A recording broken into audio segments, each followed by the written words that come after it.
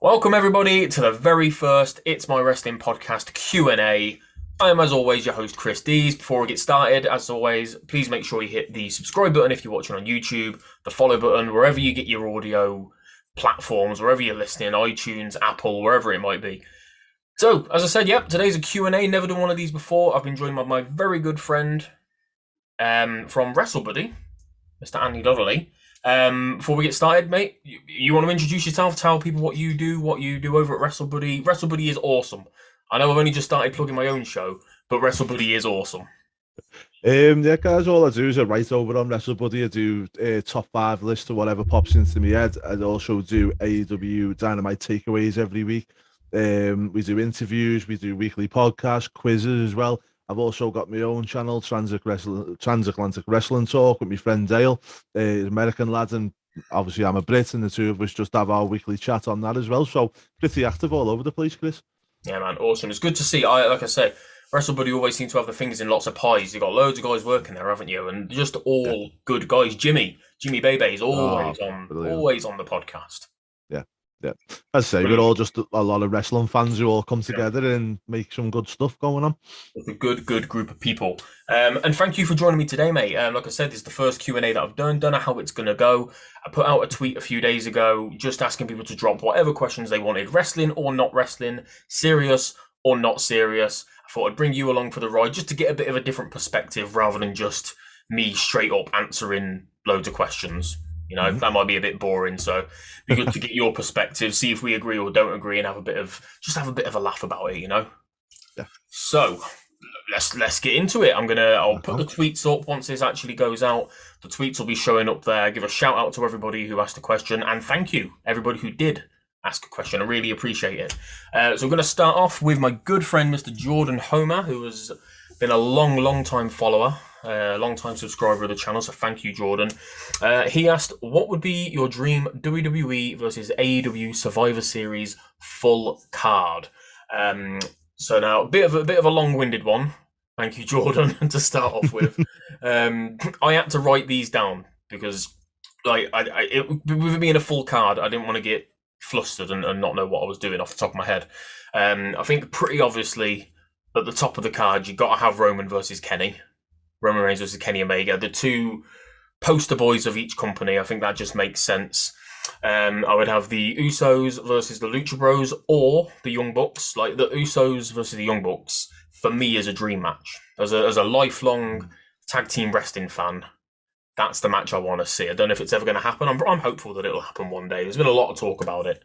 You know, whether you like the Bucks or you don't like the Bucks, they're still one of the best tag teams in the world. Whether you like their style and their flippy shit and all the ballet and recitals that they do, they're still very good at what they do. My mid-card title versus mid-card title, I've gone for Shinsuke Nakamura versus Sami Guevara. Just two unbelievably talented guys who should be at the top of any card, at the top of any promotion. I think Sami is going to run AEW one day. I can definitely see him getting the world title at some point. Big E versus Will Hobbs, because just imagine the fucking carnage. Two big meaty men bumping meat, you know, just tearing the house down. MJF versus Seth Rollins, two of the best heels in the game, and I just think their styles would mesh really well. I've got Britt Baker versus Becky Lynch. Again, I just think that makes sense. Probably the two most over women in all of wrestling at the moment, certainly from their respective companies. Maybe you could make the argument for Thunder Rosa, but I think Brit has done a hell of a job as champion. You could probably potentially put Thunder with Bianca Belair, two rising stars together. Well, funnily enough, my next match is Bianca versus Thunder Rosa. Honest to God, it is. I'm not just saying that. And then rounding the card off with probably the match of the night, AJ Styles versus CM Punk or Adam Cole. Wasn't too sure on that. I was torn. Couldn't do a triple threat because you'd have two from one company and one from another. So yeah, that's only a small card. Survivor Series normally about 9 or 10 matches, so I think that's pretty decent. There's a lot of match of the year potential there. So what would you go for? Do you know what, mate? I'd probably go for the same. The only differences I'd probably say is I would potentially do the Hurt Business versus the Dark Order. Okay, yeah. You know, if we're going down the Survivor Series kind of route, I'd probably do that one. I would probably potentially say if this was a one-off, you've got to do Omega versus Reigns. If it's not going to be a one-off, I'd have the Elite versus the Bloodline in like a kind of Survivor Series style match as well. Yeah, that'd be all right, wouldn't it? Yeah. Apart from that, I'd probably say you probably got a spot on there, mate. I'd probably maybe throw in Hangman there. Yeah, Adam Page. Wait to get Hangman in. But it's who are you going to put him with? Yeah, that's I'd maybe say Miz, maybe. Yeah. Because obviously Miz is a dick, isn't he? And Hangman's obviously the over baby face. Obviously, like fantasy booking is great, but maybe social media has done this to me over the years since being a kid, but I try and look at things a little bit too like realistically, and I look at these matches and I think, oh shit, that'd be brilliant. This would be brilliant. That'd be amazing. Who wins? Like, how do you book it? Because people have always said, if these two companies came together, it would make such an amazing Survivor Series, such an amazing one-off show. It'd be like when Ring of Honor and New Japan have come together, but neither company is going to want their guy to lose. So like Kenny versus Roman, who wins? Who wins out of the Usos and the Luchas or the Young Bucks? It's impossible. It's impossible. That's why I struggled with Hangman, because I thought, put him against someone like The Miz. Yeah. Or do you know, potentially you could put him with Damian Priest. If you're just looking at it from a solid wrestling match, that'd be a good wrestling match, wouldn't it? Yeah, absolutely. I think if you put him with someone like MJF, if you put him with somebody like The Miz, if they had that like really realistic, honest talk, if Tony Khan and Vince McMahon came together and like, right, how are we going to book this? The Miz would lose, wouldn't he? You'd 100%. I don't think Vince would be too upset to say, yeah, you can have Page beat The Miz. The Miz is an old hand. He's been doing this for years. He's been putting people over forever. But the rest of that card, like Brit or Becky, I know. In a straight up match, I would book it. Roman to beat Kenny, the Usos to win whoever they are against, Sami to beat Nakamura, Big E to beat Will Hobbs, MJF probably to beat Seth, Becky beats Brit, Bianca beats Rosa, Adam Cole beats AJ. Yeah. I want to throw Finn in there as well. Fuck it, it's impossible. Thanks, Jordan. Great question, mate. Great question. Great way to start. I think that could be a whole podcast on its own, couldn't it? Yeah, it could like book it from top to bottom, fantasy book it, why, who, build up to it, how you're going to build the matches, the outcomes, and it's a full what they mean going forward. That's a couple of hours, that episode. Easily. Be there all day. It's probably a new 5-part series or something. Do an episode per match, fuck it. Right, Jordan, awesome. Thank you for the question, buddy. Moving on to the next one, we got Book the World, who asked, if you had to merge 5 single stars from AEW and WWE together to make one world title picture, who would it be? I like this question. Good question. Yeah. I'm going to remove anybody who's already a world champion. Just make it completely fresh, completely new. This was a pretty easy one, I'll be honest. I threw together MJF, Seth Rollins, Keith Lee, Johnny Gargano, and Ridge Holland. Just to have somebody like completely new. I think Ridge Holland's going to be doing good things over on SmackDown. Yeah. What about you, mate? What would your 5 be from both companies together in one picture? So, in one picture, I'd probably go for MJF, 100%. Hangman. I think he's one of the most over baby faces in the industry at the moment.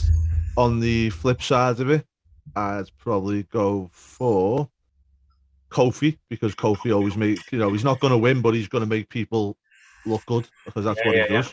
Yeah. I'd probably be for Seth Rollins in there, because again, I feel like Seth is a mega heel who, for someone like Hangman, he'd really do him some good. And Seth Rollins is a weird one for me, because he always seems to come out better off a loss. He's one of the only wrestlers I know who loses a match and comes out with more credit than when he wins. Yeah, that's not a bad point, actually. Yeah. He's one of those guys. He's I can't think of anybody else off the top of my head, even though there are loads, and I talk about it all the time. But he's one of those guys who can take a loss, and like it doesn't put him any further down the card. No. You know what No. I mean? It doesn't like Yeah. look at somebody like Cesaro who lost to Roman and then he was gone from the title Yeah. seat all of a Yeah. sudden. Seth, Kevin Owens, he's another really good example. Either of those guys they could be away from the title picture for 6 months, drop them back in it at a moment's notice, and it's Yeah. fine. Yeah. And sometimes they come out when they come out of a feud, even if they lose that feud, they come out with plaudits off the back of it. You know, Yeah. look at Edge and Seth. In my eyes, that's elevated Seth in my eyes, even though he lost the majority of it. And then for the last one on that one, I would probably go down the same route as you, and I put Bron Breakker in there. Yeah. We've got in my ones, we've probably got a lot of flippy and floppy talent there. Do you know what I mean? He can throw around. Needs a bit of bit of muscle in there that can help, hold the ladders or move the things around. So he's my TLC Kane in that lot, I think. I love him, man. I'm excited for his future. Just want to quickly ask, because you mentioned Edge and Seth, who's winning? Who's winning in Saudi? Oh, Edge all day. Do you think it's going to be Edge? I don't know. Yeah. I'm in two minds. I think it makes sense for Edge. I think I'd rather see Seth because I want Seth to move back into the title picture against. I'd like to see. I mean, especially with him moving over to Raw, he's a ready-made. Oh shit! Yeah. I forgot his move. He's a ready-made heel for Big E, isn't he? But the only thing with WWE is WWE are well known for take a loss on your way out of when you move into another show. You know what I mean? Yeah. So, and also the Saudi princes, they love all the nostalgia, don't they? So they'll probably want the big Edge pop at the end. Yeah. Same reason Goldberg's going to beat Lashley. Blah blah blah. Makes you worry about Roman versus Brock a little bit. It does, mate. It does. Who knows? But anyway, yes, no, that was another good one, buddy. Thank you, Book the World, for that question. Okay, moving on to my very, very good friend, Mr. Mike Nunn, long-time friend of the show, always on it. Can't get rid of the kid. Who do we think the best wrestler of all time is who is not from North America? Easy. Good question. I'm going to let you go with this one first. Dynamite Kid. Okay. Yeah. Innovator. One of the You've got his name in your bio, haven't you? You want him in the Hall of Fame. Oh, should be 110%. If you listen to Jericho, Bret Hart, all the Hall of Fame worthy stars or already in the Hall of Fame, all of them say Dynamite Kid is one of the best they've ever seen, and I totally agree with them. Yeah, absolutely. No, completely agree, and not just from a biased British person perspective. I struggled with this because I don't know my geography particularly well. I was kicked out of geography in like year 8 for being a prick. Can Canadian wrestlers be chosen? I think they're part of North America, They're part of North America. Fuck's sake. Right, that means I think so, I'm not sure. That means if I can have Canadians, and I apologise to any Canadians or North Americans listening because, like I say, I don't know my geography, I'd be saying Chris Jericho. I have reasons. I think Jericho's the greatest of all time. He's reinvented himself so many times, but always stayed relevant. He was the ideal person to lead AEW and be their first world champion. Everything he's ever touched has turned to gold. Yeah, he's not as good in the ring anymore, but he's best part of 50, mid 40s or whatever. I think he's still incredible. He adds legitimacy to everything that he does. My favourite gimmick of all time was the list. The list of Jericho was incredible. Brilliant. I popped for it every single time. Even when you knew what was coming, it was brilliant. If I can't go for a Canadian... Just to confirm 110%, you cannot have Canada because it is part of North America. Sorry, Chris. That. Sorry, Jericho. I know you'll be gutted. He's definitely a fan of the show. I'm going to see Jericho next month. Actually, he's performing in the Cavern Club in Liverpool, so that. Oh, Fozzy. Fozzy, yeah. So I'm looking forward to that. Oh, balls! I'm gonna have to just go Dynamite Kid, just because it's the first one on top of my head now. You can't have any Japanese stars, can you? Yeah, there's not that many that I'm not bothered about. Tajiri. Yeah, Tajiri, greatest of all time outside of North America. No, I don't know. There just aren't that many Europeans. I'm gonna throw a curveball and say Sheamus. I love Sheamus. Hall of Fame career. Held, I think, everything that there is to hold. Won the Rumble, King of the Ring. Yeah. There's It's not my legitimate answer, but it's just my like a last minute answer. Not a bad answer. I saw the word America. I was like, oh, that's not Canada. If you're going for Canada, there's loads. You're gonna have Bret Hart as well. Yeah. No. You know. Okay, Yeah. all right then, Mike. Thank you for the question. I'm sorry that I fucked it up a little bit. On to the next question. I do not know how to pronounce this name, but it is another long-time friend of the pod, so I should. Gortum03 asked, does AJ Styles deserve to be considered one of the greats? Yes, 1,000,000%. I don't know how you could argue against this. You might argue against it. Shook off the TNA stink like not many wrestlers have been able to do. Signed with a company that he turned down a contract in the early 2000s, a developmental contract. And yet he came back. He's had a Hall of Fame career in only a few years, 4 or 5 years, whatever it's been in WWE. He carried Impact for many, many years and made them as relevant as he could. He's had 2 great runs as world champion in WWE. Yeah, I think it's impossible to say no. 100%. And I think also what you've got to remember is he made it as a professional and also as a major name without the WWE machine behind him. He actually done that in TNA, where even casual fans, if you asked them who AJ Styles was before he come to WWE, a lot of them would have still known who he was. Yeah, 100%. And that's rare. Or it was rare anyway, when WWE had no competition. Like with AEW now, I think a lot more people are starting to know who Cody Rhodes is and people like that, aren't they? But yeah, TNA was obviously seen as like a bush league, wasn't it? WWE didn't take them seriously, but you think of Impact, you think of TNA, you think of AJ Styles. Yeah. Don't you? 100%. Yeah, 100%. Cool. Gortamo3, thank you. I'm really sorry. Please keep subbing. Please keep being a follower. I'm sorry I butchered your name. Let's move on to my good friend, Mr. Rivers Blake. Another a really good follower of mine. Royal Rumble 2022 winners. I'm going to let you take this first, buddy. Okie doke. So, for the male, I am going to go with Brock Lesnar. Okay, that's fine by me. Absolutely fine. Reason being is I want him to lose with Heyman screwing him at Crown Jewel, and then Roman Reigns saying you're not getting another title shot. Then he wins the Royal Rumble. Reigns can't deny him that shot, and obviously it looks like we're going for the WrestleMania match anyway, so why not? For the women, Liv Morgan. I'd love to see her win it. Same as mine, yeah. I don't feel like any of the other women need to win it. I think Bianca won it last year, so it's too soon for there. Don't think Becky needs it. Charlotte doesn't need it. So I'd go for Liv and finally, hopefully, let her have a WrestleMania moment, which she deserves, and the fans love her, so why not? Yeah, the fans love her. At the minute, it doesn't seem like they know how to book her. Because as good as she is, as talented as she is, and as much potential as she's got, she's still, bless her for trying, she's still not at a Bianca, Becky, Sasha, Charlotte level, is she? No. Rhea, even Nikki Cross, I think, to be honest, is on a different level to her at the minute.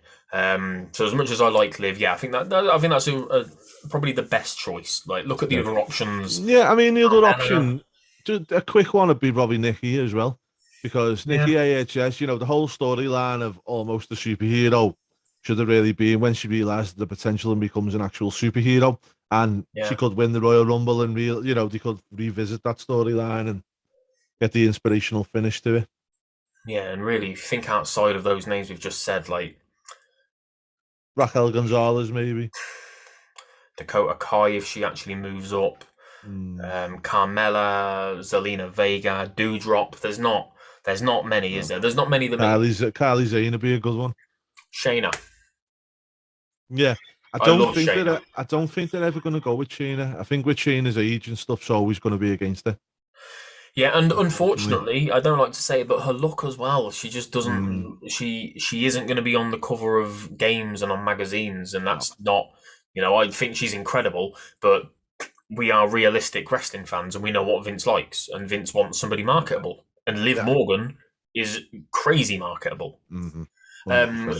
My winner for the men's was I was a little bit torn.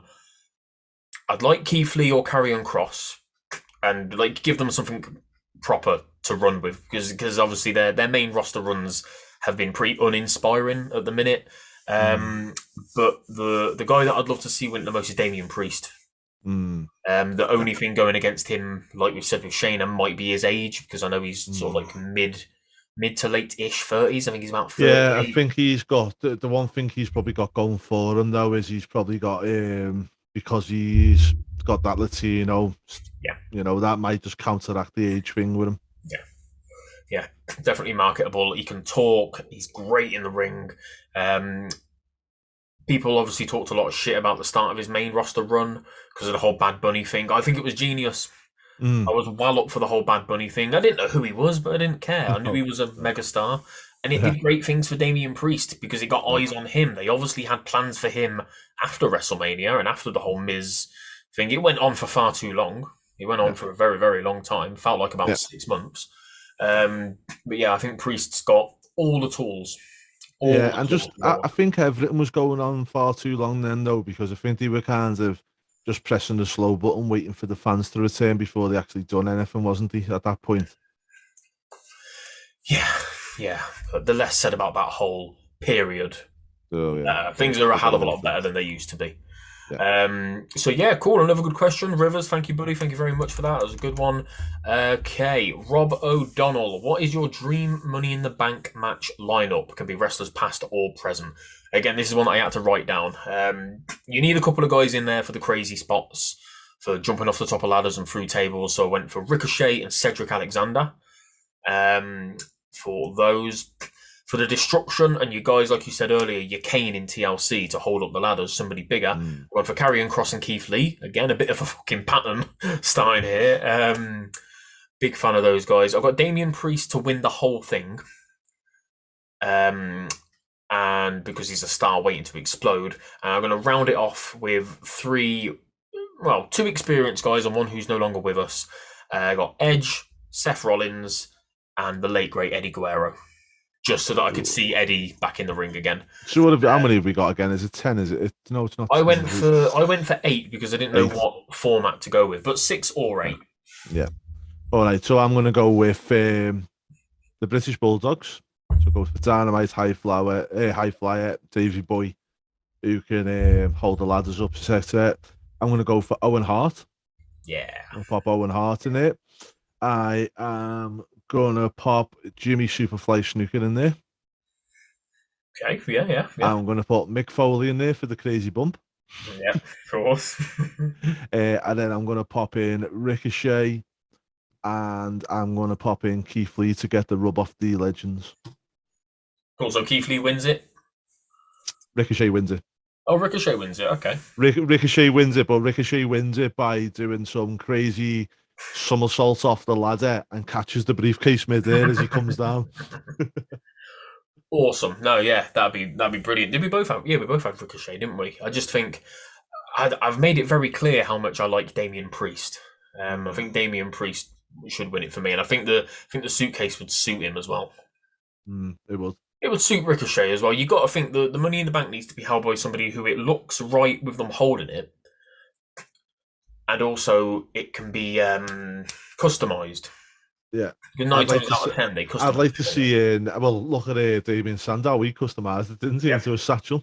Still one of the worst Money in the Bank ever. I still haven't got over it. But I know. It had so much potential, didn't it? Oh, it's one such a shame. Everything that he did with the mid was incredible. Oh, no. Next year, I'd probably say Donny DeMarco. He'd be a good one to win it. Yeah. Bring him off NXT, and obviously with the whole gangster gimmick, he could have the briefcase and, Yeah. I don't know if when is Money in the Bank? It's not until next June, July, is it? In July, yeah. I'm just thinking, is that too soon to put NXT 2.0 guys in there? But I think we see Bron Breakker on the main roster before then. Yeah. So you never know. Yeah. Cool. Awesome. Rob, thank you very much for that question, buddy. That was another good one. Okay. Wrestling TKO asked, over or under 12 months for MJF to become AEW champion? Under. I'll be honest, I'm not the biggest fan of MJF. I think he's a really try-hard heel, and that's not the kind of heel that... For me, he feels like he's just Googled how to be a heel. Googled, funny insults. Googled insults for disabled people, and just how to be edgy. It just feels like he's trying to be controversial for the sake of being controversial. He's good at what he does, but it's just not for me. But I also can completely appreciate that he is like basically one of the hottest things in the business. I'm going to disagree with you, mate. I think it's under 12 months, but I think he's brilliant. I think he's very smart. You know, he has got that type of heat, the kind of, you know, obnoxious heel type heat, but at the same time, I think he's very clever with it. And some of the stuff with Jericho and, you know, bits and bobs I thought were really, really good. Yeah. He's 100% got potential to be a champion. And I think AEW would be stupid not to give him the belt. So definitely under 12. I think probably, obviously, the plan is surely going to be Paige, Hangman, to take the belt off of Kenny finally. So Paige versus MJF to be the next natural progression of that, do you think? I wouldn't do it straight away. In between. I wouldn't do it. Yeah, I'd leave it a little bit and then I'd do it. Yeah. You know, give Hangman a bit of a run because he needs it. You know, we've waited too long for him to be the champion, and I think if they I mean, you could do it. You could do it pretty quickly and swip the belt to MJF because people are going nuts, wouldn't they? And then the chase is on for Hangman to get it back. But it's whether you want to have MJF as a short-term champion or you want to give him a real run with the belt. Yeah, I think he needs to have a real long run, doesn't he? Because also was kind of interesting. I found out yesterday his contract's coming up in this year at some point. So really? Could we actually see him be the first one to make the jump over to WWE? Yeah, it's, you know what, with MJF it's really hard to tell, isn't it? Because obviously his character, you think, money, but he'll take the money and run. We know so little about the guy behind the character. Like, is he money motivated? Is he happiness motivated? Does he just want to stick with AEW and help them grow? We don't know because of how good he is at playing that part all the time. Yeah. So I don't know if it's money motivated, then I don't see any reason why he won't go. But does Vince know who he is? Does Vince know enough about him, or is Vince just going to want to sign? I don't know though. But from AEW? if you're Vince McMahon and you look at him, would you not look at him and go, "That's money there"? Yeah, because he has got that kind of look about him, hasn't he? That he looks like he does. He should be on the main. Like, you know what I mean? He's got that look about. Well, in my eyes, anyway, he's got that look about him that's aesthetically pleasing. He's a good looking chap, isn't he? Yeah. And the way he carries himself with the scarf and everything, I think Vince would look at that and go, "We can have a figure with the scarf," and you know, I think he'd run away with it. Vince loves a scarf gimmick. You know, he gave Jericho one. If he looks at MJF and sees a young Miz, then 100%. But it depends on if a lot of it comes down to if MJF can tone down what he does and if he's happy to tone down what he does as well. Because obviously, I think he could. Things are getting a little bit more risque recently, but maybe not to. I don't know if he would be able to. I don't know, just because he's so good at doing it, and you can tell he enjoys what he's doing as well. Yeah. So who knows? But either way, we're both saying under 12 months for MJF to be AEW champion. TKO, thank you for the question. Rivers Blake again got another one from our good friend Rivers.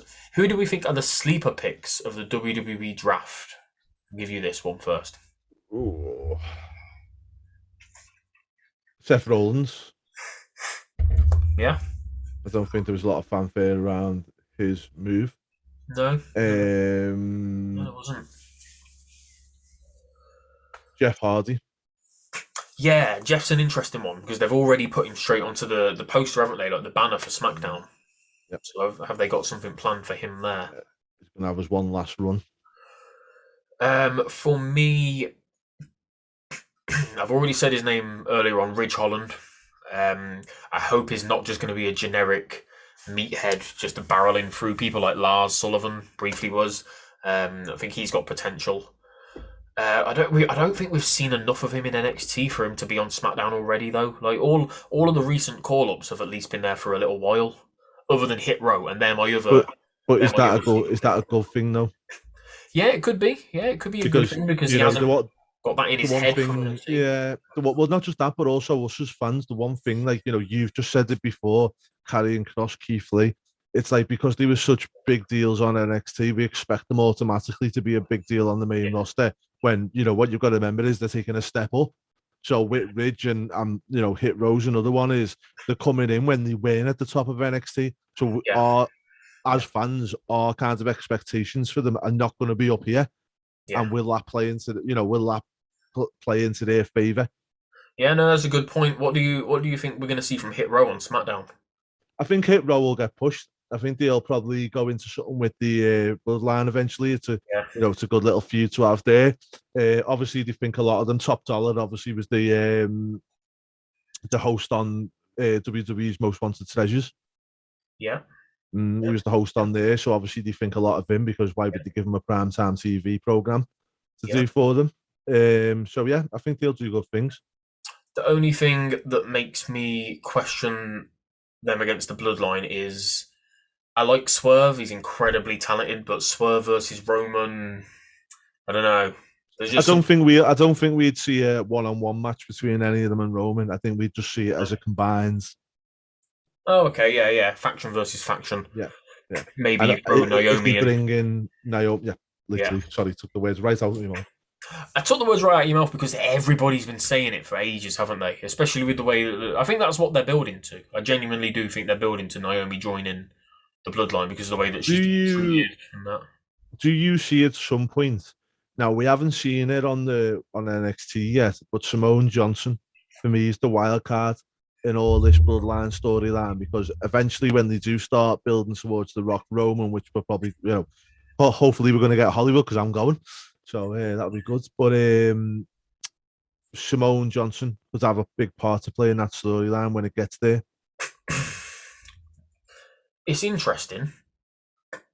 I literally her name. She hasn't crossed my mind at all since she signed. I think maybe they've done that intentionally. Maybe it's a good thing. I think she. Well, she did have surgery back in November on her knees again. So she was out again, but apparently she's doing really well there at the moment. I'm always keeping an eye on her because the whole Bloodline storyline, like she's got a part to play in that, in my opinion, somewhere along the way. Interesting. Yeah. It depends on how good she is, how ready she is, how quickly they want to push her. Yeah. I mean, the thing is, though, you've got to think this as well. Is there's no need to, when you say how good she is, as long as she can cut a bit of a decent promo and give a little bit of an acting thing, there's no need to get in the ring in this storyline. There's no need to, that would take a few bumps or whatnot, but maybe a bit like Rey Mysterio's daughter.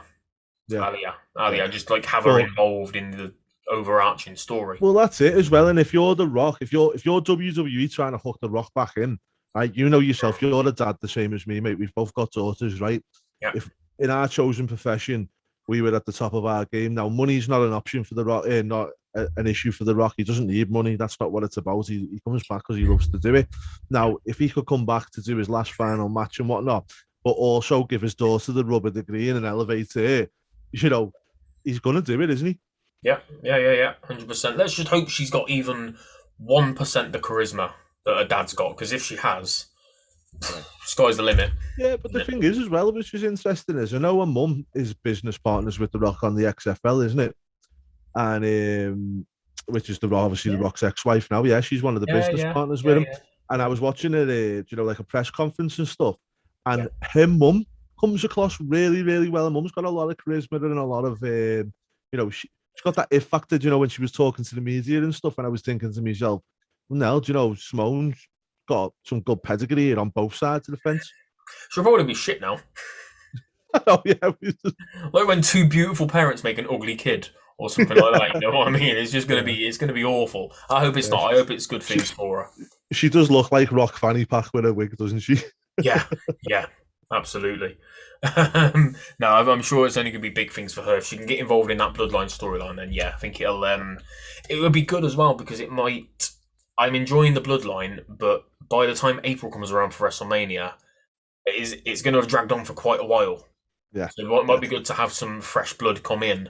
Yeah, I think they've got to. They've got to tell a bit of a different story, especially because I think the start of that whole storyline leading up to WrestleMania Hollywood will start at the end of WrestleMania there. Yeah. Maybe something with her and Naomi. Maybe Naomi comes in and after a few months 6 months, whatever down the line, Simone's like, you've got my spot or something like that.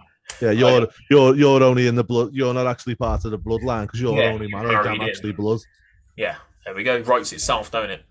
Writes itself. Brilliant. Rivers, another great question, buddy. But you've had 2 now, so no more for you. Right, John Allen, a good friend John asked, do you think this is a really good one?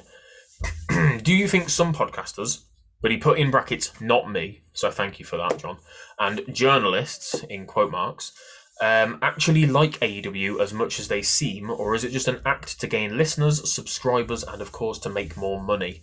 So I had a bit of a think about this, and yes, 100% I agree. What AEW do is good, do not get me wrong. I was not a big fan at first, and there's still elements of the product that I don't like. I think there's a lot of things that they can improve on, especially the women side of things. But there is no chance, surely there is no chance that anybody in the world, other than maybe Owen Hart's widow, hate WWF and Vince McMahon enough to suddenly start wishing death on their performers, turning into complete psychopaths just because a new wrestling company came about. Like, this didn't happen when TNA started. You know, you don't get Ring of Honor fans like this. You don't get NJPW or Impact fans that are like this. I think AEW, because they're so new, it's very, very, very easy to impress their fans. And if you're a big fan of AEW, please don't take any offense to that. I don't mean any offense by it. Like I said, I like the product. I like a lot of their talent. But they're very, very easy to appeal to. They're very, very easy to say, big bad WWE, you must hate WWE, you must love everything that we do, and completely ignore our production issues and our not utilising black performers and female performers and stuff like that. You could throw hundreds of ex-WWE talents at an AEW fan, and they'll lap it up. It'll always be a big deal because they'll see it as like, we're getting one over on WWE because their guys are leaving to come over to us. Everything's amazing to them, despite those clear issues. So one of my biggest pet hates, sorry to cut you off there, you're really on the bob there, is, FTR, WWE don't know what to do with them. Give them to AEW. They'll know what to do with them. Why will they? But since when is this? Show me Tony Khan's fucking CV, mate, and tell me where he's been this great wrestling promotion for 20 odd years or whatever else. So how does Tony Khan know what to do with an FTR that Vince McMahon doesn't? And what has he done with them since? Yeah, exactly. Didn't they have a very brief run with the titles, and what have they done since? Exactly. It's like a Bray Wyatt. I want Bray Wyatt to go to Impact because I believe if Bray Wyatt is given the full creative control and able to build and whatnot, he'll do a great job. You know what I mean? So I'd rather see him go to Impact and elevate them, because the more elevation we get in wrestling and the better these companies all become, the better it is for all of us. Yeah, 100%. And like going back to the journalists and the podcasters thing, like I've seen it more with journalists, and I think we all know who I mean when I say journalists. We mean the likes of Meltzer, we mean the likes of Alvarez. Those guys, I don't remember them ever being... They were always pretty much like... I don't know if down the middle is the right word, because there was just a WWE, wasn't there, for such a long time. Those guys don't really pay any attention to Impact, certainly not Ring of Honor. Obviously, they pay attention to New Japan, but that's a whole different ball game. They're not competition for WWE. They never were. They were never gonna be. They were never anti-WWE, and now they are so heavily anti-WWE and pro-AEW. And are they on the payroll? I think they're on the payroll. There's been lots of rumors for a long time that they're on the payroll. It would make sense. AEW have a lot of money to burn. They were a brand new company. They needed to get some hype. Why not just pay a couple of journalists to be favourable towards them? Worse things have been done. I don't blame them for doing it. I would probably do the same thing if I was in their position. But like I said, there was never this much toxicity being started by reporters and by journalists and by podcasters in the past. So yeah, I think it's an easy way to get people to like your tweets, to follow you, and to subscribe to your channel, is to just suck off AEW. Yeah. So yeah. No, I'm with you on that one, mate. I just think like the proof's in the pudding there, mate, isn't it? At the end of the day, I feel like the likes of Melton that probably are on the payroll, but you know, when you're saying journalists pretend, that's the whole point of being a journalist, isn't it? Yeah. I don't think, you know, and podcasters, I think probably you need to define that a bit more clearly because, like, you know, someone like me or yourself, Chris, who are not professional podcasters, as they call it, or whatever else, you know, you want to say. Yeah. Obviously, you know, you got a professional product. That's not what I'm saying, but, you know, it's not your full time job. Yeah. You know, we're going to say what we fucking want because we don't care. You know, we're fans and that's what we're going to do. Where somebody who's, you know, it's the livelihood and they're trying to make money out of it and they're trying to feed the kids or the family or whatever else, they're potentially gonna jump on the bandwagon with stuff, you know. And you know what? So what? I've said it before and I'll say it again. If they want to pay me to be a fan, I'll be a fan. If they want to pay me to be a shill, if they want to pay me to be a plant in the audience, yeah, I don't blame them for doing it. I don't blame people for accepting it and doing it. But it is, I think it's 100% true. You'll never get everybody agreeing on that. Or the AEW fans will say, "Oh no, it's because they love the product and because the product's great." The product is great. I'm not saying that, but there has definitely been some bribery. Something has gone on. Yeah. People have seen a gap. People have seen, as I said, like if I'm anti WWE and pro AEW in my tweets, I will get a lot more tweets than I would, a lot more interaction than I would if I was just straight down the middle. Yeah. Simple. Cool. So yeah, that was another great question, buddy. Thank you very much. Supersonic X, do you think the women's division in WWE is reaching a very low point? Oh, parts of it, yes, and I'm extremely vocal about women's wrestling, especially in AEW and WWE. The Queen's Crown tournament has been absolutely fucking pathetic. The treatment of Zelina Vega on 9/11, where she didn't get to do the tribute to her dad, that was disgraceful, and she must have been thinking, why the hell did I re-sign and come back? Women's matches being pulled, you know, before they're going out. All of these women's matches so far have accumulated to like 12 minutes, which is less time altogether than Street Profits versus Usos from the other night, from SmackDown the other night. Yeah. That's absolutely shameful. This is the first women's tournament. It's been dressed up as a big deal. The finals are going to be in Saudi Arabia, which again is massive. They're crowning. It's not just a match. It's the final of a tournament that's going to crown the first ever, and it's being done in Saudi Arabia. That's obviously a big moment, but I don't care about it when you've got the qualifiers and the knockout rounds, whatever, lasting literally like a minute 28, a minute out of the... Did you see do you know last week on SmackDown, right, the Vega match, the first one, and Liv versus Carmella, right, both of them matches combined come to 3 minutes and 42 seconds. Roman Reigns' entrance come to 4 minutes 10. I think that's all we need to say on this question, really. Is the women's division reaching a very low point? 75% of it is. Yeah, I think one thing I'll just say before we move on, Chris, is it is moving on a slow thing, and one thing WWE are really missing the point on here is this Queen's Crown could really change somebody's career and give them that lift that they wanted. You know, you only have to look back to Booker T when he won King of the Ring, Owen Hart when he became King of the Ring. You know, it can change somebody's whole perspective and whole career. Stone Cold Steve Austin. You know. There you go. He was never meant to win it. He won it. Changed the entire industry. There you go. That's, you know, you're probably not going to get Liv Morgan changing the entire industry, but you're right. It can make or break a career. It can catapult you into the stratosphere. The top of the card in WWE and women's wrestling is being handled pretty well. You know, it's a rotation of the same 5 or 6 women that we always see. But that's the problem. Sasha versus what do we have this week? Just gone. Sasha versus Becky in the main event was a pay-per-view quality match. You know, the top of the card is still very good. I think they're booking it fairly well. I don't know. I would never have taken the belt off of Bianca in the first place, but hey, that's just me. So yeah, Supersonic, good question, buddy. I think it's safe to say that it is reaching not a very low point, but it's on troubled waters. Let's say they're on thin ice at the moment.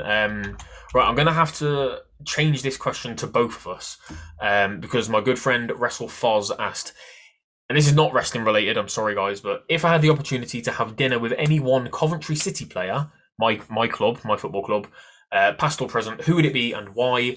It would be Steve Ogrizovic, Oggy, I was just Oggy. going to say, and then He's the oldest player. goalkeeper ever.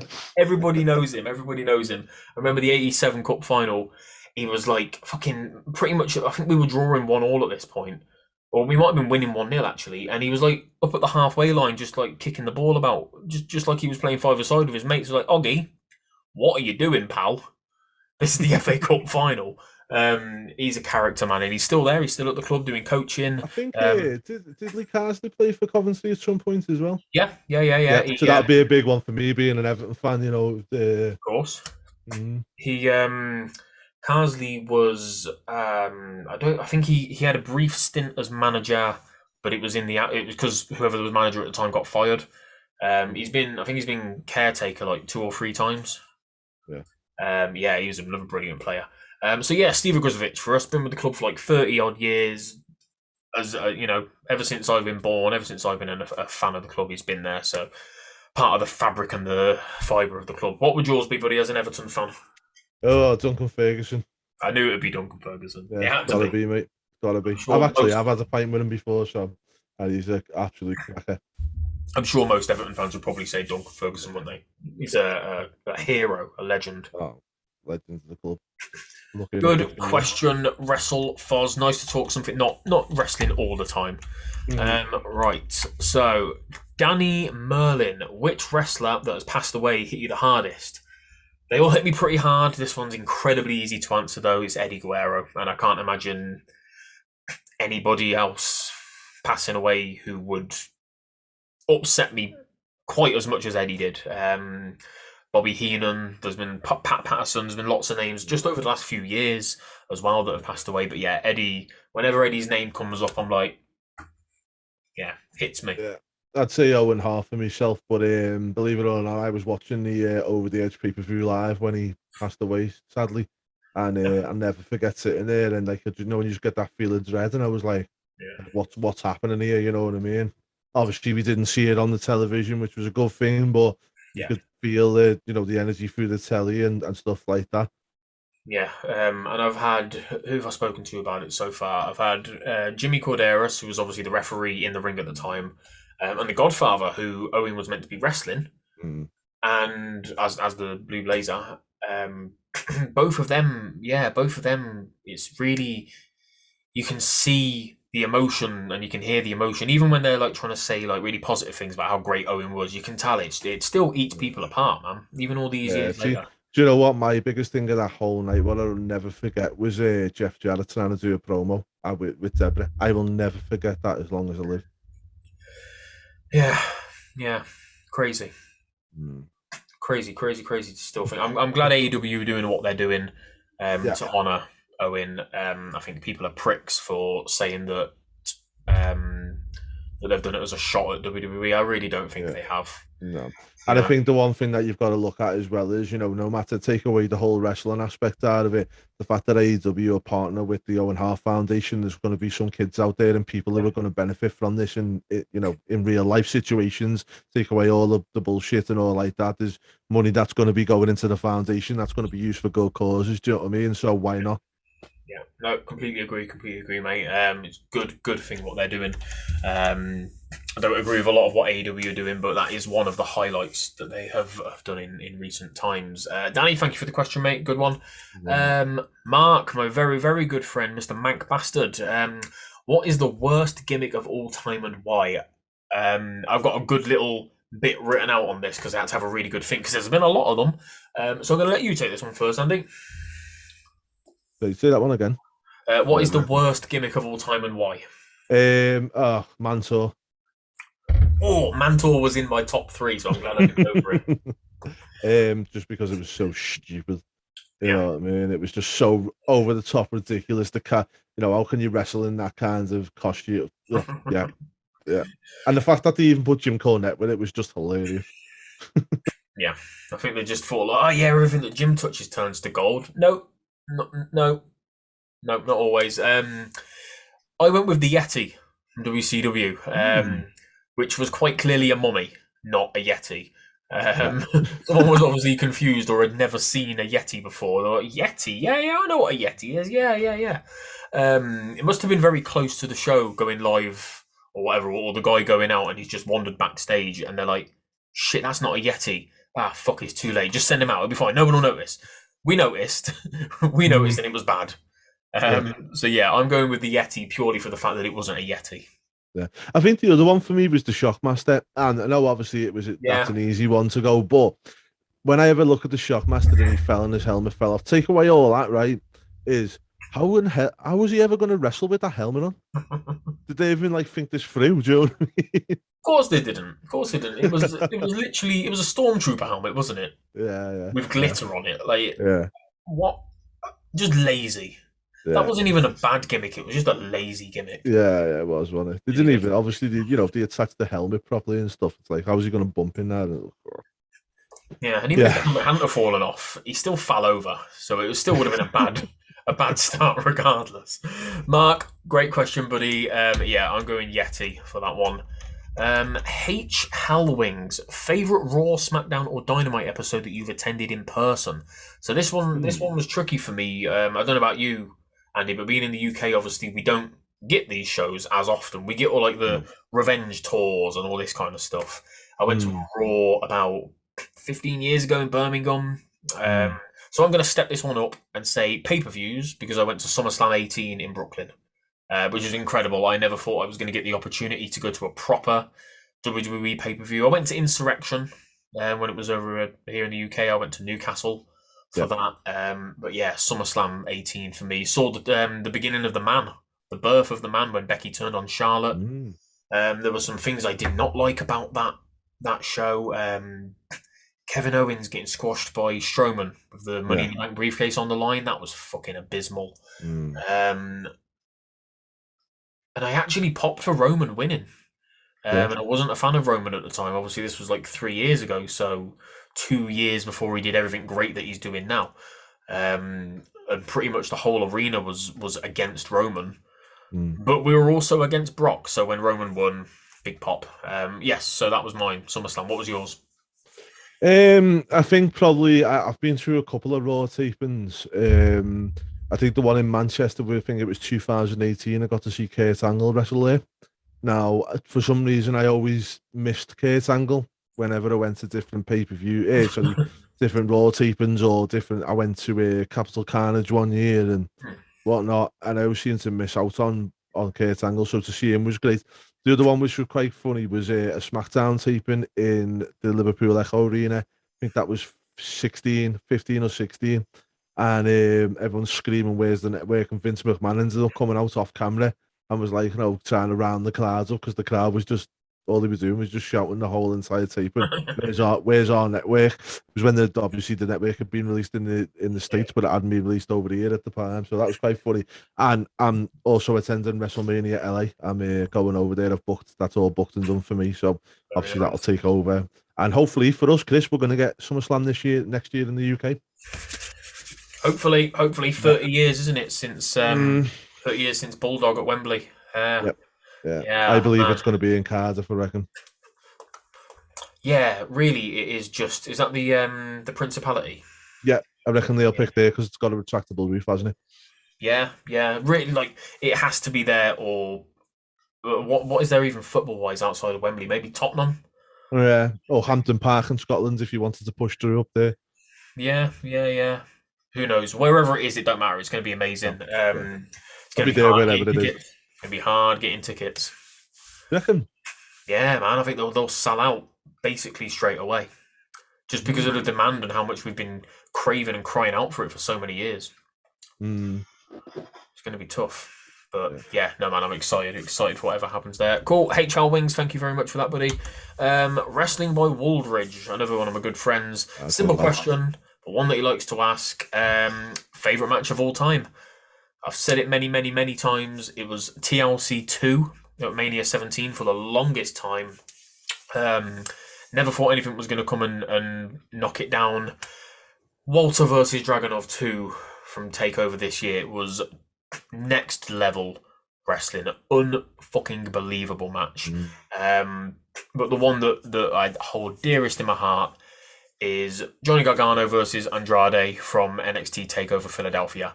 The storytelling, the in-ring action, Zelina getting involved, Candice LeRae getting involved, what happened at the end with Ciampa, and what that set up over the next couple of years, that incredible rivalry, my favourite rivalry of all time. And it was the first wrestling match that I ever showed my wife, and it got her into wrestling in a big way. Like, she'd literally never watched it, and she was sat on the edge of her seat. She got down on her fucking knees on the floor, right up against the telly, watching it at one point. I think that was when Candice got involved. Amazing. Yeah, that match means a lot to me. Despite being fairly recent, only like 3 or 4 years ago, I think that takeover was. So yeah, Johnny v Andrade. What's yours, buddy? 2 for me. I think if we're going to go for a bit more modern day, I'd say the NXT TakeOver ladder match from New Orleans. It was an awesome match. I thought, just like, that's what happened when you got a lot of guys in there who all get the spots in, all click together. Great match. But the overall for me has got to be Bret Hart versus Owen Hart, WrestleMania. You talk about storytelling with, Owen being the jealous little brother and all the thing that went over and the chemistry between the two of them in the ring, and they didn't miss a beat. Obviously, they've wrestled since they were kids. They never were going to, were they? There was no bad spot at all. It was just step by step brilliant. And then Owen getting the win at the end was perfect. Yeah, perfect. It's one of them matches. It's a go-to answer, isn't it, for a lot of people? 100%. But for all the right reasons, yeah, incredible. Yeah, I always look, if you say favourite match, I mean, that's my personal, but also I look and think, if I was directing a non-wrestling fan to go and watch a match, which one would I push them towards? So. Yeah, that's a good way of looking at it. It's impossible. It's like the greatest of all time discussion, isn't it? Like, there's never going to be a universally accepted answer. It's all subjective and all personal taste. But I could make a good argument for like 10 different matches to be my favourite. And all for different reasons. They're all different styles of matches. They're all different gimmicks or whatever. Yeah, it's loads of difference, isn't it? Yeah. Horses for courses, as they say. Yeah. Depends on what mood I'm in. I could watch that Andrade Johnny match any day of the week. I probably wouldn't want to watch TLC 2 all the time. It just depends on how you're feeling. So yeah, Waldridge, very good question, buddy. Thank you for that one. Podcast Wrestling asked, this is a really good question, and I want to get your thoughts on it first. Gimmick pay-per-views, such as TLC, Hell in a Cell, Extreme Rules, how do you feel about the way they are done now versus the traditional way, when we would maybe get like one Hell in a Cell match at No Mercy, or like Money in the Bank at WrestleMania? How do you feel about them having their own themed pay-per-views now, especially with how much criticism something like Extreme Rules got this year, just recently, for only having one Extreme Rules match? Yeah. I think Money in the Bank's probably an anomaly. I think that does deserve its own pay-per-view, same as the Royal Rumble, because it means something. There's something on the line that's quite significant. So I'd probably say Money in the Bank's an anomaly. But as for the rest of them, Hell in a Cell and all the rest of them, no, they shouldn't have their own pay-per-view. At the end of the day, Chris, I'm taking it you like to drink, yeah? Yes, of course. If you drank every single day of the week, what would happen? Yeah. You know what I mean? It's one of them things where it should be kind of a little bit rather than a lot. You know what I mean? Yeah. I love that. I assume you like to drink. Yeah, of course I do. What else do we all do? Spend time with my wife. No, I completely agree. 100% agree. I think I'd love it if we just had the big 4 pay-per-views.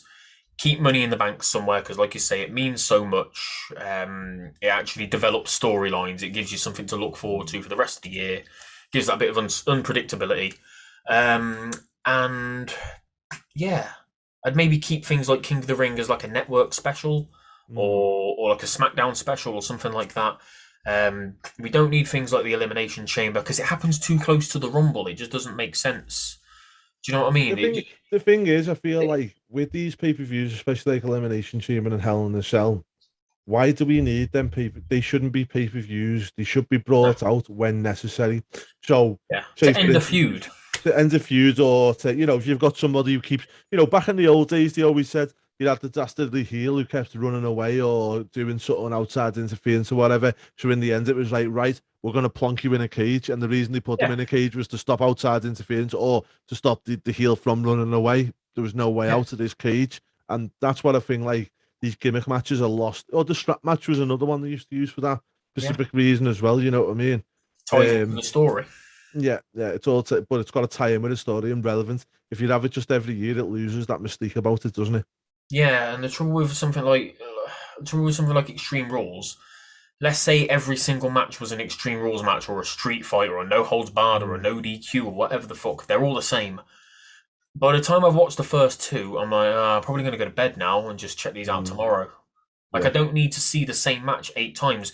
Imagine if they put every match in Hell in a Cell throughout the whole night. If you had just like, I don't know, the trouble as well with these gimmick matches is they're not short matches.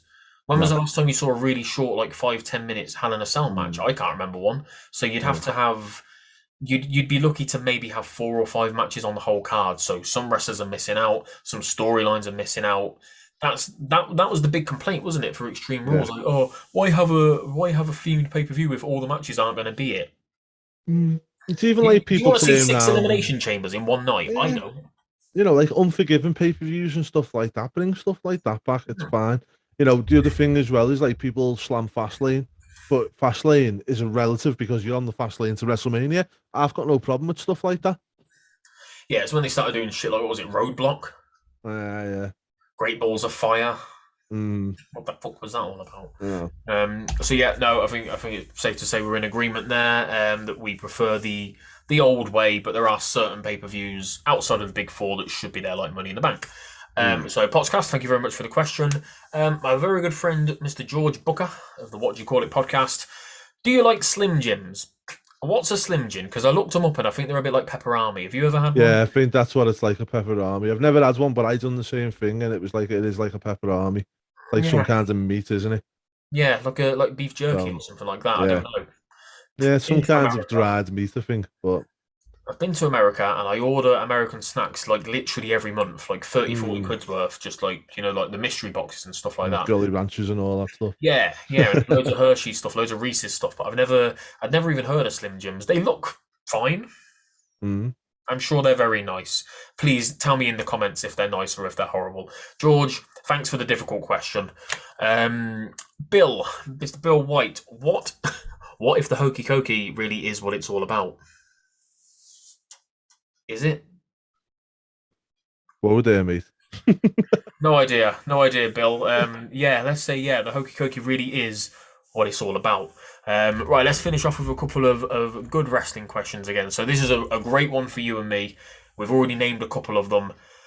Top 5 wrestlers from the UK. Pretty sure I know what one of yours is going to be. Mine are William Regal, without a shadow of a doubt, would be my number 1. He's one of my favourite wrestlers ever. One of the most underrated wrestlers ever as well.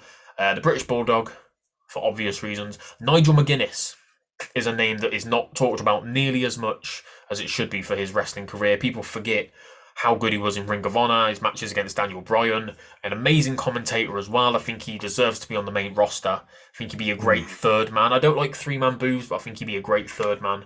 The Dynamite Kid, as we've both said many times, and why. And Pete Dunne, because he's from down the road to me. I saw him wrestle when I was 15 and he was about 13 or 14, something like that. Literally at the park, a little festival at the park in a little crappy made-up ring. I don't know who he was wrestling against. I don't think they went on to be anything. I don't remember if he was any good or not, to be honest, but I remember the name, I remember the kid, and I followed everything that he's done. I love Pete Dunne, so he'd be my 5th. How about yours? Okay, so I'm going to cheat a little bit here. I'm going to say the Bulldogs. Oh, you have that as one? Okay, fair enough. I'm going to have them as one. Stephen Regal. I think he's one of the last really old-fashioned wrestlers, and he managed to bring himself into the new new style, as it were. Yeah. My old pal from Liverpool, Robbie Brookside. Robbie Brookside nearly went into mine as well.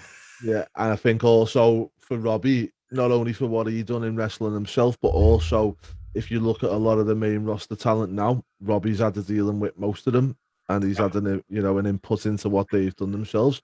Doug Williams, I think very underrated. Yeah.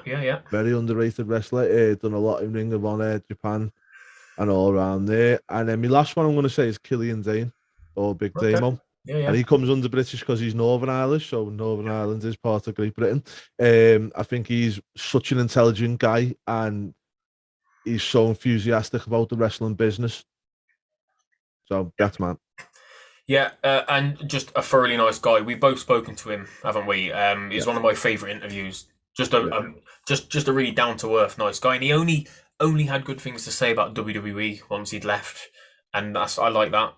Yeah, I don't see the point in shitting all over the company. Like, he got to and can I have an honorary mention as well for Drake Maverick as well?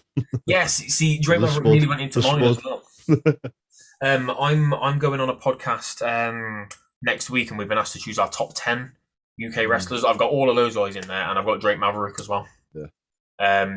Underrated, great as Rockstar Spud, great in TNA, great general manager as well. Really weird putting him with AOP, but I think he was great on 205. And the 24/7 title hasn't been entertaining for me since him and R-Truth. I know they're still sort of involved together, but since they were like properly at each other, that was when it was. Yeah, that was brilliant, isn't it? But the wedding and all that kind of stuff, and on his honeymoon. And obviously Drew is going to go in there at some point as well. Yeah. Sheamus is not. He's Southern Irish, so he's not part of the UK. Yeah, that's why I didn't put him in. And Paige as well. Paige, yeah, it's tough, isn't it? There's so many. Yeah. But no, they're very good lists. Robbie Brookside as well, worth mentioning. His daughter as well, paving the way. You know, she's on the way up, isn't she? Yeah, she's brilliant. I've seen her at a few local shows in Coventry. She's really good. I think is he from Liverpool, isn't he? He's from Liverpool, yeah. From about 5 minutes over that way. I think Zia lives or was living in Leicester, so fairly close to me as well. Yeah. Something like that, I'm not sure. But yeah, no, that was another really good question. Who was that from? That was from Ted. Ted the Hillbilly Heel. Thank you, buddy. And the last question on the list is another really good one, a bit of a fantasy booking one. AK47PW. Should AEW sign 2 more women for the top of the card, and who? So I've said no, because I think they do. I know there's been a lot of talk and a lot of criticism and a lot of shit put on the women of AEW and the way they've been booked. But I think that's all it is. It's the way they've been booked. There are a lot of very talented women there. I think if they'd have had more TV time, you know, when we've seen them, they haven't looked great, let's be honest. But I don't think they've had enough time to look great. And plus, obviously, AEW haven't been touring, so they've not been doing loads of house shows, and a lot of that's come down to COVID. If they were operating the same way WWE operated, would things be different? I think they would, because up to this point, they've just been wrestling each other. And, yeah, I'm going to say on that one. Yeah? Who would you sign? I would say Victoria would be the first one I'd sign.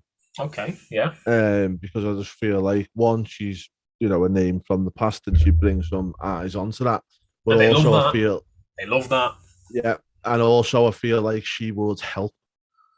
She would help them along. Yeah. You know, which is what I think they need at the moment. The second one I'd go for, if she's available, Paige. I think Paige would be a good one. It's a good name. Yeah, I feel like she'd be one that, again, you know, people forget with Paige being so young, she's got a wealth of experience. You know, she's been wrestling since she was a little kid, and again, I feel like she could go in the ring, because I feel like Brit's really, really good on promos and stuff, but in ring, I don't think like they're going to have 5-star matches, are they? No. But, you know, there's no reason why they couldn't in the future, as long as they get the right, you know, for me personally, it's one of my, I done a thing for Wrestle Buddies on my 5 things I feel like AEW need to do to compete with WWE. And one of them was like a performance center, or, you know, homegrown talent. And I feel like to get that homegrown talent, you need to go out and get some established people to come in and help grow them up. Yeah, like I'm a big fan of people like Ruby Soho. I love. I think Anna Jay and Tay Conti have got potential as well. If I was to bring in anybody in like a Victoria role, like you've done, I would have bust a gut to get Mickie James.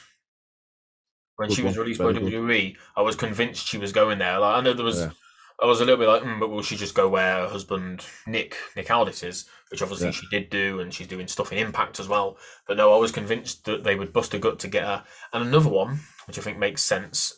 Obviously, he must have had some sort of, I don't know, some sort of agreement with WWE to go back there and not go anywhere else. Because why the fuck didn't they go for Fit Finlay? Yeah, massively. Yeah, he has been one of the major factors in the women's evolution, whatever you want to call it. Trained basically all of those women. What you know what I mean? You know what I mean? The second he was released, Tony Khan should have been on the phone to him, and he could have come in and 100%. revolutionised that division. 100% agree with you. Really, really weird that they didn't go for him and instead left Kenny Omega in charge of the women's division and the booking of it and whatever's going on there, while also being champion. Like I can't imagine he has enough time to look after the women's division. Don't forget though, they don't have house shows, do they? So they probably got a lot of free time through the week. That's what I mean. They're wrestling against each other like before the shows in the ring. Maybe if that. Some of these women probably aren't wrestling at all during the week. No. So they're not getting the chance to better themselves. That's why I think that's a good point with Brit. Like she's great on the mic, and I think a lot of their women are really good on the mic because they've had opportunities to practice that, but they've not had the opportunity to practice in the ring. And as we always say, mate, there's only so far you can get on the mic. You've got to back it up at some point. Yeah. 100%. So AK47 PW, thank you for that, buddy. I think that was a bit of a mixed one. I wouldn't sign anybody. I think they've got the talent there already that Andy would. And that's it, man. That was 20 questions. Thank you everybody who asked a question. I will put them all up on the screen. I'll put your handles in there. Really appreciate it. Andy, my friend, thank you so much for joining me. I'm really glad that we finally did this. Before you go though, before we wrap up, where can people find you? Where can they find Wrestle Buddy? What have you guys got coming up soon? Anything big? Yeah, we've got some good stuff coming up. Can't really say a lot of what we've got on. We've got quite a few bits in the pipeline. But guys, WrestleBuddy.com is the place to go and find all our articles. We're not just a podcast channel. We've got WrestleBuddy.com. We're actually on Instagram, Facebook, TikTok, I believe now as well. Don't know why we're going into the TikTok market as well. So my kids will be ecstatic when they see that. But we've had this everywhere. But the main hub is WrestleBuddy.com. Awesome. Thank you for joining me, buddy, again. Guys, thank you for watching. Thank you for listening. Like I said at the start, please hit follow or subscribe, depending on where you're watching or listening to this. It's been a blast. I'll probably look to do this again, so keep an eye out. I'll be asking for your questions again. Hit the link tree / It's My Wrestling Pod, and that's where you will find everything, stores, blah, blah, blah, blah, blah. I don't have a website yet, but I'm thinking about doing it in the future. Thinking about starting a Patreon as well soon, so keep an eye out for that if you want to support the pod. That would be brilliant. And until next time, thank you very much for watching. Thank you very much for listening, and I'll see you again on It's My Wrestling Podcast. Thank you so much to my amazing patrons. I really appreciate any money that you guys give me. Every single penny of it goes back into making the podcast the best product that it possibly can be. I appreciate you. Thank you so much. Anybody, if you want to contribute to the podcast, contribute to my Patreon, literally just need to go to patreon.com / It's My Wrestling Pod.